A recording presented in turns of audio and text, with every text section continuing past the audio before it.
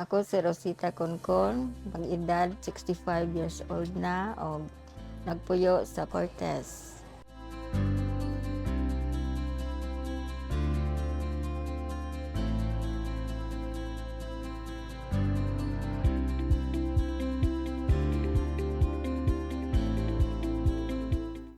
Kapil na sa 15 ka tuig ko na membro sa CEB. Pagsugon ako sa CEB, 5,000 pato ang akong gilon, nya karon 50,000 na. Gumikan sa akong negosyo, nakapahuman ko og eskwela nila.